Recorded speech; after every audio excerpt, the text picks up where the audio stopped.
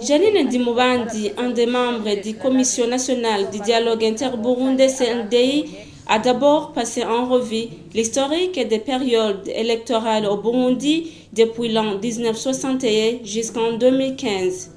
Comme l'a souligné, ces périodes sont toujours marquées par des conflits, beaucoup de personnes tuées, sans toutefois oublier les leaders comme le héros de l'indépendance, le prince Louis Rwagasore, et celui de la démocratie, président Melchior Ndadaye. Après, le président de la CNDI, Justin Zoïsaba, a invité les participants à suggérer une réponse qui pourrait contribuer dans l'instauration de la paix et la démocratie durable au Burundi. Parmi les suggestions soulevées, il y a celle en rapport avec l'éclaircissement des lois régissant les relations entre les pays afin de respecter leur souveraineté. La majorité ont insisté sur le fait que la décision de l'ONU d'envoyer les policiers étrangers au Burundi n'est pas utile car, dit-il, la paix et la sécurité règnent au Burundi.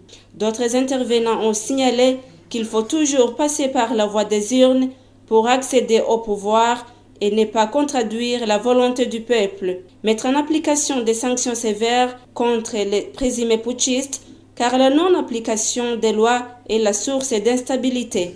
Les uns ont également proposé la révision de la constitution du Burundi, les accords d'Arusha et ceux d'unité nationale, enlever l'article qui décrit le mandat présidentiel, car seule la population a le droit de définir ses mandats via les élections. Supprimer le point qui attribue l'honneur aux anciens présidents du pays d'être sénateurs à vie, alors que les autres ont demandé le strict respect de ces accords ainsi que la Constitution.